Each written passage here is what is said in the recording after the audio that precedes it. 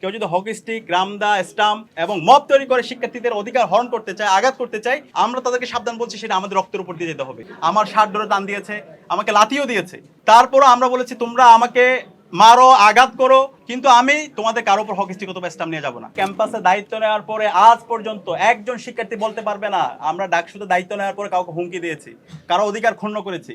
আমরা এমন একটা ক্যাম্পাস চাই যেখানে সবার স্বাধীনতা থাকবে, যেখানে মত প্রকাশের স্বাধীনতা থাকবে, যেখানে কেউ হকি স্টিক অথবা স্টাম্প নিয়ে যাবে না। কেউ আমার বিরুদ্ধে কথা বলবে, আমাকে নিয়ে তীর্যক সমালোচনা করবে, কিন্তু আমার সমালোচনা করার কারণে কারো উপর মব তৈরি করা, মব তৈরি করে সাংবাদিকদের উপর হামলা করা অথবা হকি স্টিক অথবা স্টাম্প নিয়ে যাওয়া, সেটা আমরা করতে দেব না।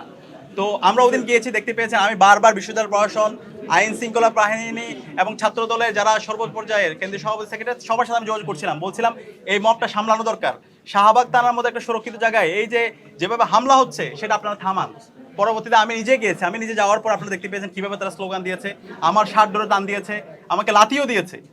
তারপরও আমরা বলেছি তোমরা আমাকে মারো, আঘাত করো, তুমি আমাকে নিয়ে যাই স্লোগান দাও, কিন্তু আমি তোমাদের কারো উপর হকি স্টিক অথবা স্টাম্প নিয়ে যাবো না। তোমার নিরাপদ নিশ্চিত করার দায়িত্ব আমার।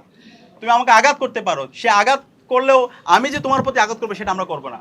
তা আমরা ক্যাম্পাসে যথেষ্ট সহনশীলতার পরিচয় দিয়েছি এবং আমরা শিক্ষার্থীদেরকে এনশিওর করতে চাই এই ক্যাম্পাসের নিরাপত্তা নিশ্চিত করার জন্য, গণতান্ত্রিক পরিবেশ সেটাকে সুনিশ্চিত করার জন্য যা করা দরকার সেটা আমরা করবো। কেউ যদি আবার সে পেশি শক্তির রাজনীতি প্রদর্শন করতে চায়, কেউ যদি হকি স্টিক, রামদা, স্টাম্প এবং মব তৈরি করে শিক্ষার্থীদের অধিকার হরণ করতে চায়, আঘাত করতে চায়, আমরা তাদেরকে সাবধান বলছি সেটা আমাদের রক্তের উপর দিয়ে যেতে হবে।